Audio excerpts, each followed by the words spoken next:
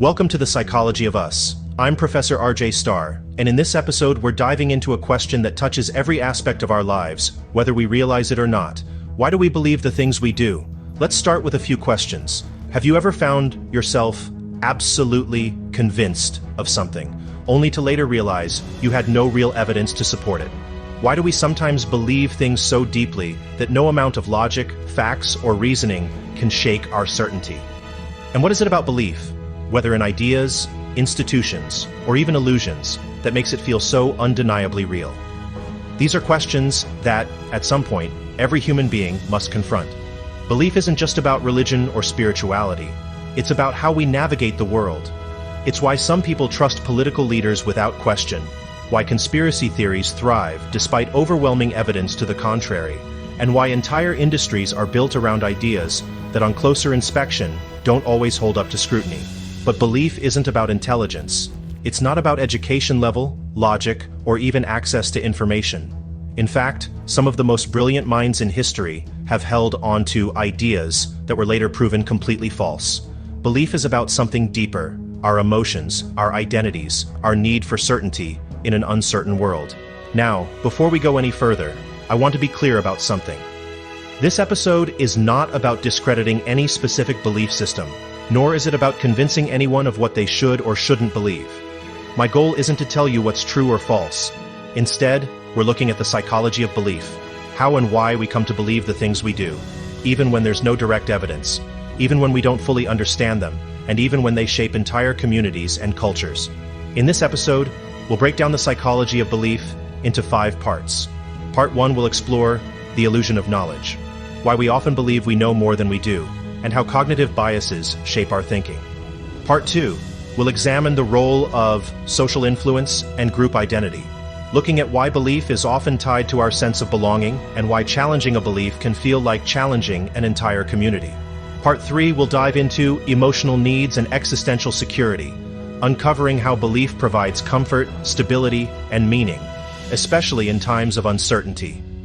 Part 4 will focus on charismatic leaders and the power of persuasion, breaking down how authority figures shape belief and why confidence is often mistaken for credibility. Finally, Part 5 will explore the evolutionary roots of belief, examining how our brains are wired to find patterns and meaning, even when none exist. I think back to a moment early in my career when I was having a conversation with someone who was absolutely convinced that a major historical event, one universally accepted by experts and supported by overwhelming documentation, had never actually happened. They weren't just skeptical.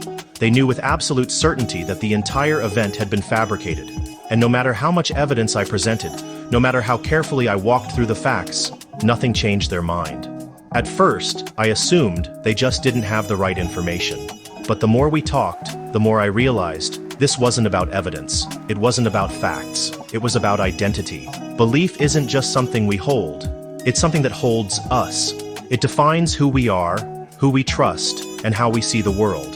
When a belief is challenged, it can feel like we are being challenged, and that's where things get complicated. Psychologists have studied this phenomenon for decades. One of the most well-known theories, cognitive dissonance, a term coined by Leon Festinger in the 1950s, explains how people struggle with conflicting information. When we're faced with evidence that contradicts something we believe, we don't always reassess and adjust our thinking. More often than not, we double down. We rationalize. We twist facts to fit our existing worldview rather than changing the worldview itself. And it's not just about personal belief. Entire institutions have been built around ideas that had no factual basis, but became unquestionable over time. Myths become traditions. Traditions become structures. And before we know it, something that began as a story or an assumption solidifies into an unshakable truth. This isn't just a modern phenomenon. It's deeply ingrained in human history. From the spread of medieval superstitions to the rise of pseudoscientific movements, we have a long record of embracing ideas that defy logic. But why? What makes belief so powerful?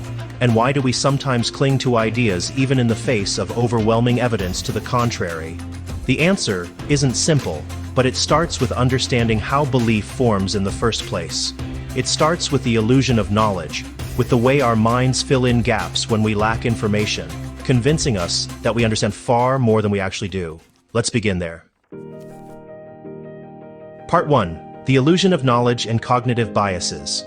We like to think that our beliefs are based on knowledge, that we come to conclusions because we've examined the facts, weighed the evidence, and made rational decisions. But what if I told you that much of what we think we know is actually an illusion? There's a psychological phenomenon known as the Dunning-Kruger effect, named after David Dunning and Justin Kruger, two researchers who discovered something fascinating about human confidence. Their studies found that people with the least knowledge or expertise in a subject tend to overestimate their own understanding, while those who are genuinely knowledgeable are more likely to recognize the limits of what they know. In other words, the less we know, the more confident we tend to be. I remember experiencing this firsthand as a young professor.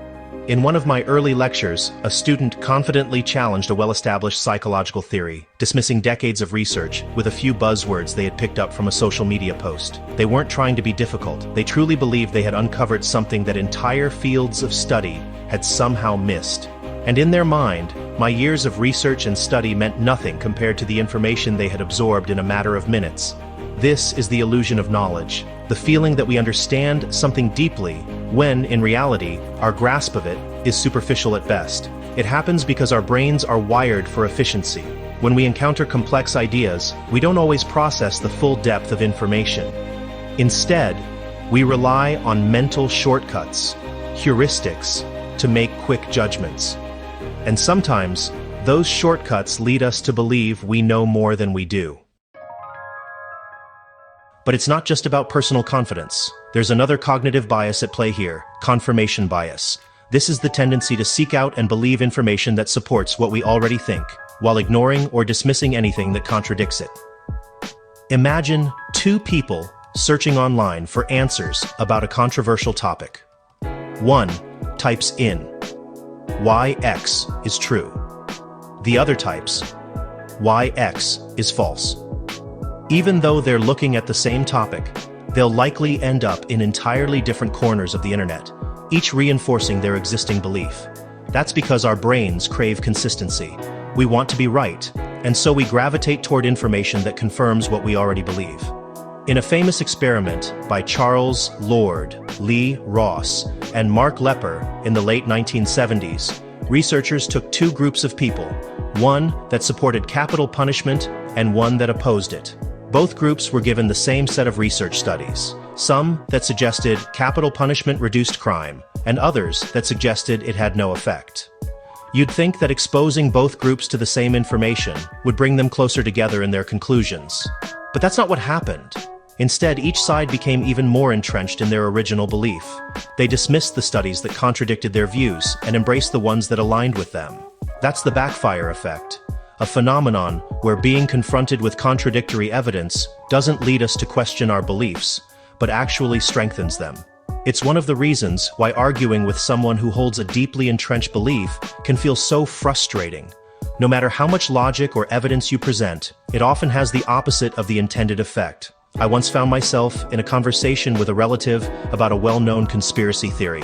I assumed that if I simply walked them through the facts, showed them the holes in the story, explained why the evidence didn't add up, they would naturally reconsider their position. But instead, the more evidence I provided, the more defensive they became. The conversation didn't lead them to doubt their belief, it made them more certain.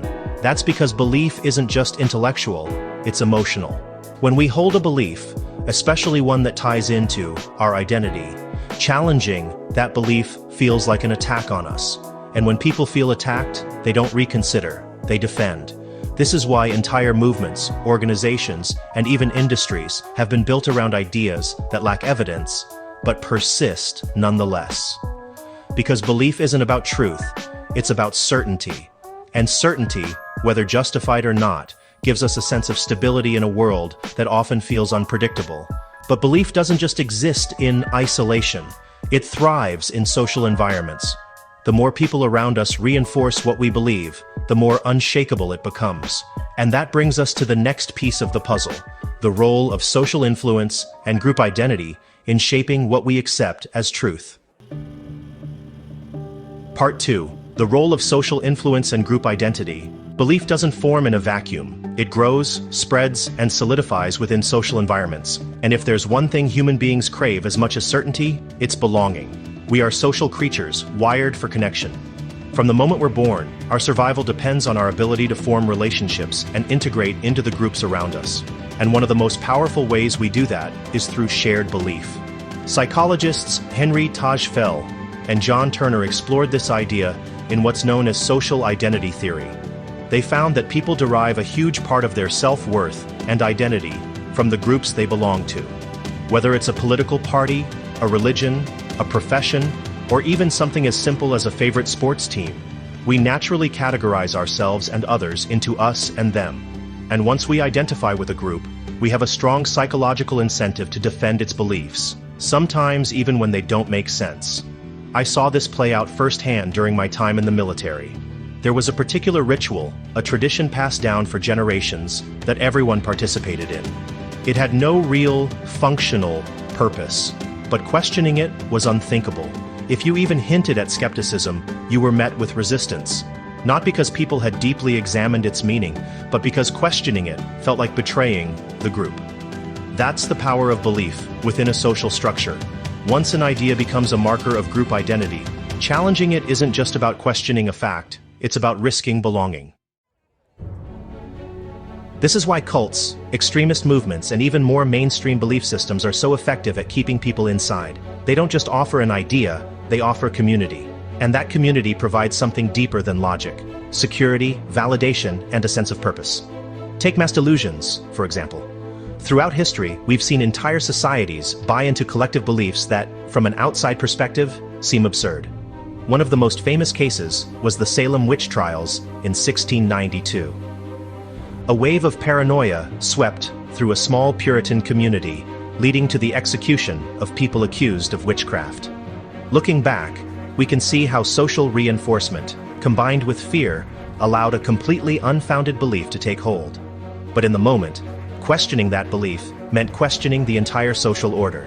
It meant going against neighbors, friends, and religious authorities, and that was too great a risk for most people. This isn't just a historical phenomenon.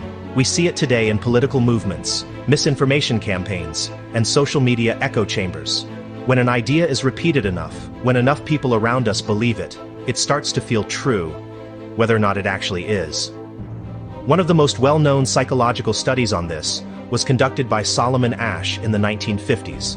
He designed an experiment where participants were shown a simple visual test, 3 lines of different lengths, and were asked to say which line matched the reference. The task was easy. The correct answer was obvious. But there was a catch. The participants were placed in a group where the majority, who were secretly part of the experiment, intentionally gave the wrong answer. And what happened? Most of the real participants, who knew the correct answer, conformed to the group's incorrect response at least once. Not because they were unsure, but because going against the group felt wrong. That's how powerful social influence is. It can make us doubt our own eyes. Now apply that to belief systems. If everyone around you accepts an idea as truth, whether it's a political ideology, a religious doctrine, or even a conspiracy theory, it becomes incredibly difficult to question it. Because questioning it means standing alone, and standing alone is one of the hardest things for a human being to do. I remember a conversation I had with someone who had spent years in an insular, high-control religious group. They told me that when they finally began to have doubts, they weren't just afraid of being wrong. They were afraid of losing their entire social world, their friends, their family, their sense of belonging.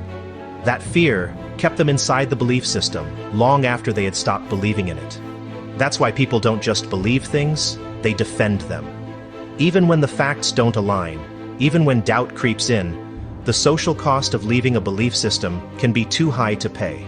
And there's another layer to this: the emotional comfort that belief provides. Because at its core, belief isn't just about knowledge, it's about security, about feeling safe in an uncertain world.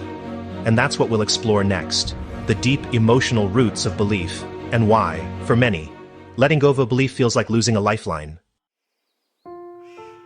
Part 3: Emotional Needs and Existential Security. Belief isn't just about facts, logic, or social belonging. It's about something deeper, something woven into the very fabric of our psychology. At its core, belief provides security. It gives us a sense of stability in a world that often feels chaotic and unpredictable. And for many people, belief isn't just about what they think is true, it's about what needs to be true in order for life to feel meaningful. There's a psychological theory called terror management theory, developed by Jeff Greenberg, Sheldon Solomon, and Tom Pischinsky, which explains how human beings cope with the knowledge of their own mortality. Unlike other animals, we're aware that one day, we're going to die. And that awareness creates a kind of existential anxiety that, if left unchecked, could be overwhelming. So what do? We create meaning. We construct belief systems that provide a sense of order, purpose, and permanence. We align ourselves with religions, ideologies, and philosophies that offer a framework for understanding life and death. I remember a conversation I had years ago with someone who had lost a loved one, unexpectedly. They told me that in the aftermath of that loss, they found themselves drawn to a particular spiritual belief, one they hadn't really considered before. They weren't sure if it was true, but they needed it to be true, because without it, the grief felt unbearable. This is something that many people experience.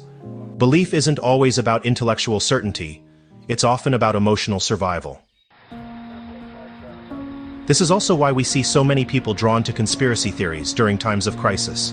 When the world feels uncertain, when institutions fail, when tragedies happen, our minds search for explanations that make the chaos feel more controllable. A random, unpredictable world is terrifying. But a world where someone, even if it's a shadowy organization or a hidden elite, is pulling the strings, that feels more stable. It gives people a clear enemy, a narrative to hold on to, and a sense of power in an otherwise powerless situation. And sometimes, belief doesn't just provide emotional security, it provides identity. There's a reason why so many people define themselves by their beliefs. It's not just what they think, it's who they are. And that's why challenging a belief can feel so deeply personal. It's not just an intellectual disagreement, it's an attack on the self. I've seen this play out countless times in discussions about politics, science, even history. When someone's belief is questioned, their immediate response is often emotional, not rational. They feel defensive, even angry, because whether or not they realize it, that belief is tied to their sense of self.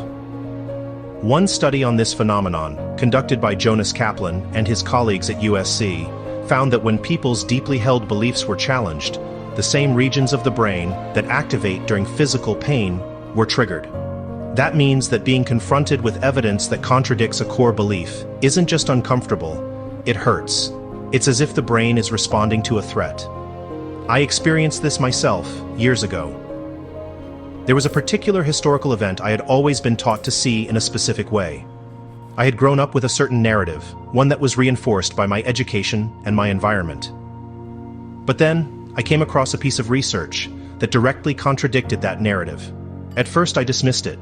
I told myself it had to be biased, that the sources weren't credible.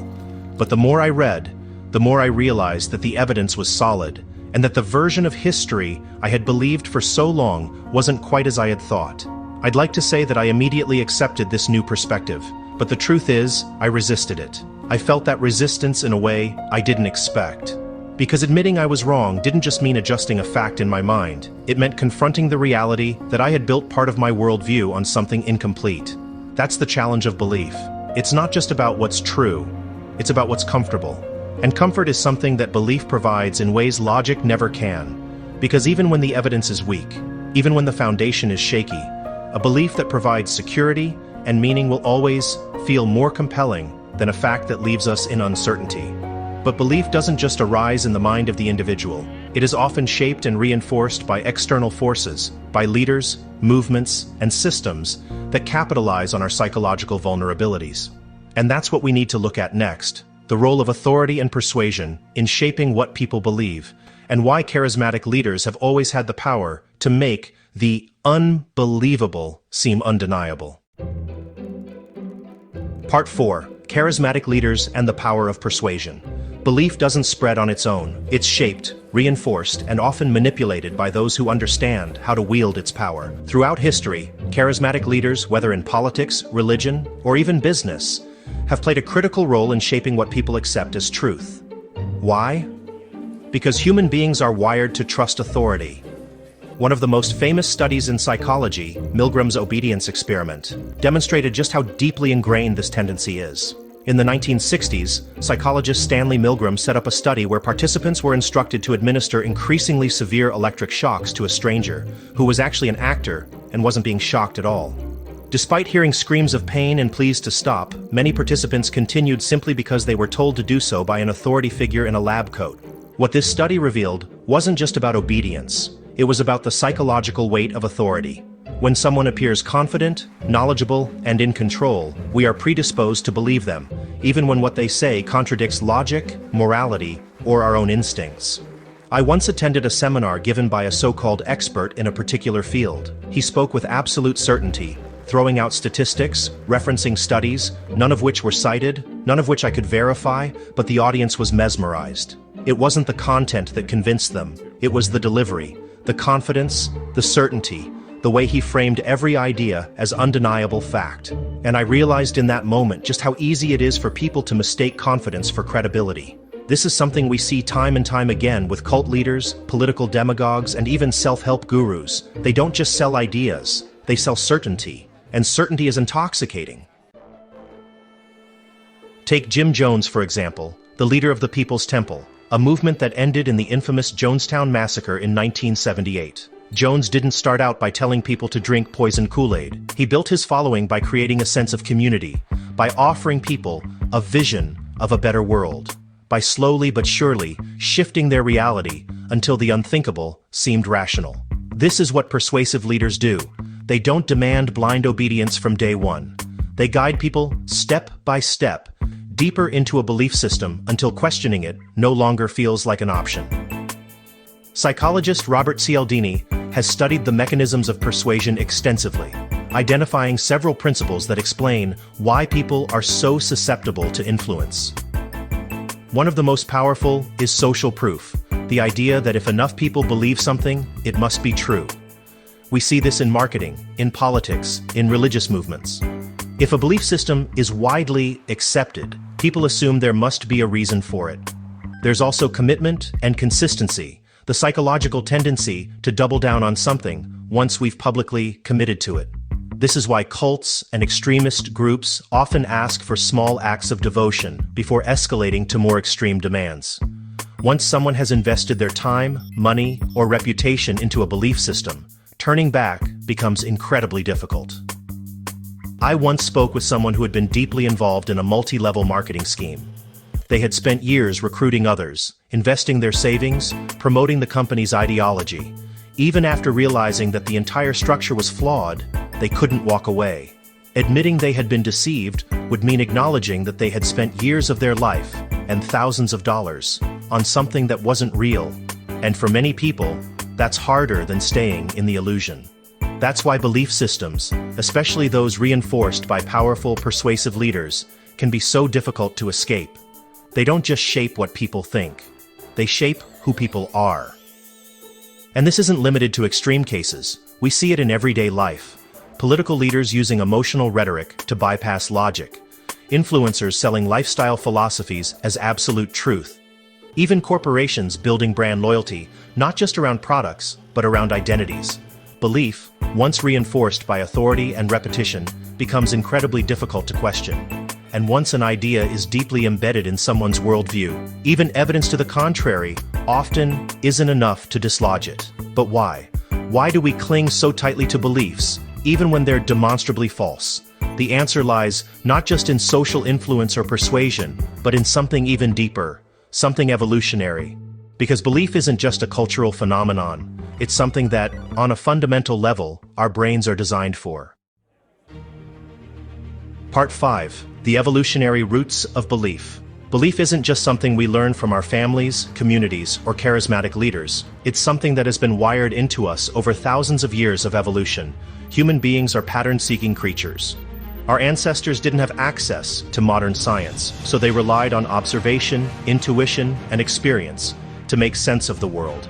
If they saw dark clouds and then a storm followed, they associated the two. If one plant made them sick and another didn't, they developed beliefs about which plants were safe and which were dangerous. This ability to see patterns, even when none existed, helped our species survive.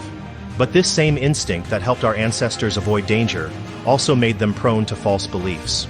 In evolutionary psychology, this is known as hyperactive agency detection. It's the tendency to assume intentionality behind random events.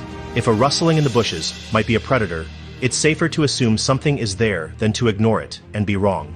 Those who erred on the side of caution, who assumed unseen forces were at work, were more likely to survive and pass on their genes. And so, over time, our brains became hardwired to look for meaning in the meaningless, to attribute cause and effect relationships where none exist, to see agency where there may be none at all. This explains why we are so naturally drawn to belief systems, why we see faces in the clouds, why we instinctively look for who is behind an event rather than accepting that some things simply happened.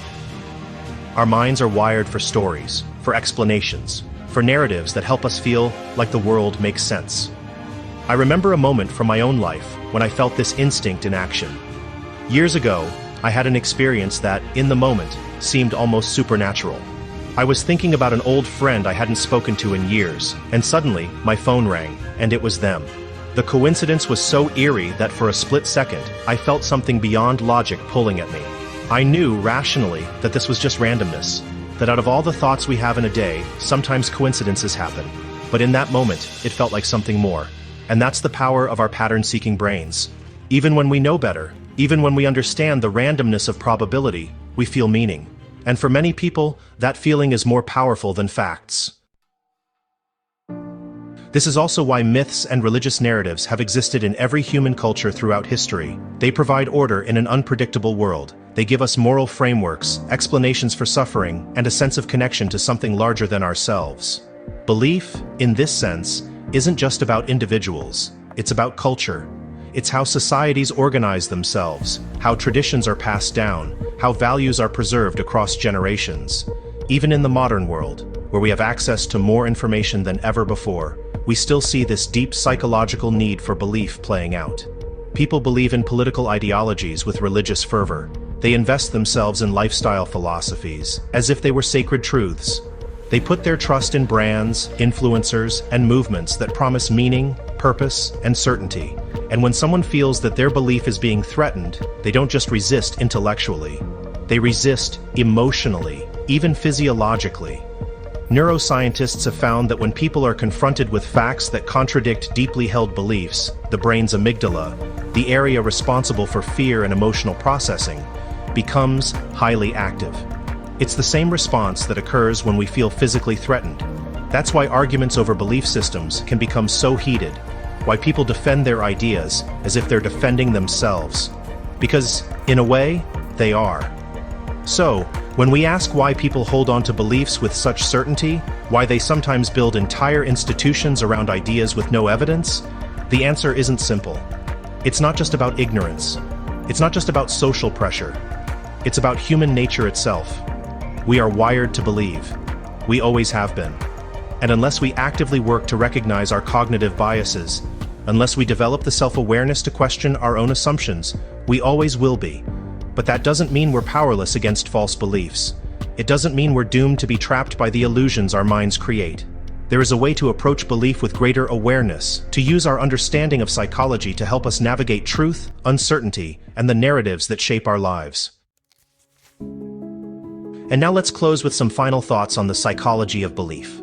So where does that leave us? If belief is shaped by cognitive biases, reinforced by social identity, fueled by emotional needs, manipulated by authority figures, and even embedded in our evolutionary wiring, what can we do about it?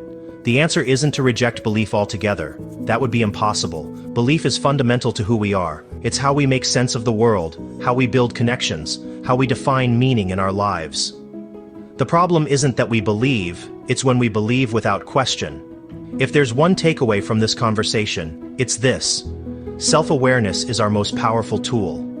Understanding how belief works doesn't mean we stop believing. It means we become more conscious of why we believe the things we do. It means we can recognize when we're falling into the trap of confirmation bias, when we're mistaking confidence for credibility, when we're allowing social pressure to override our own reasoning. It also means we can have more empathy for others. If you've ever found yourself frustrated by someone who refuses to change their mind, no matter how much evidence you present, remember, belief isn't just intellectual, It's emotional, it's psychological, and for many people, questioning their beliefs feels like questioning who they are. So instead of debating to win, we can engage to understand. Instead of ridiculing, we can explore. Instead of treating belief as a dividing line between us and them, we can recognize that it is something universal, something we all experience, in different ways, for different reasons. There's a quote I often think about when I reflect on this topic. It's from the philosopher Karl Popper, who once said, "True ignorance is not the absence of knowledge, but the refusal to acquire it." The real challenge isn't whether we believe or don't believe. It's whether we're willing to examine our beliefs, to ask ourselves, where does this come from? What purpose does it serve? And most importantly, am I holding on to it because it's true or because it's comfortable? If we can ask those questions honestly, without fear, then we're not just believing blindly. We're thinking, we're growing, and ultimately, we're learning how to navigate this world with a little more awareness, a little more curiosity, and a little more understanding. Thank you for joining me for this episode of The Psychology of Us. I'm Professor RJ Starr, and I'll see you next time.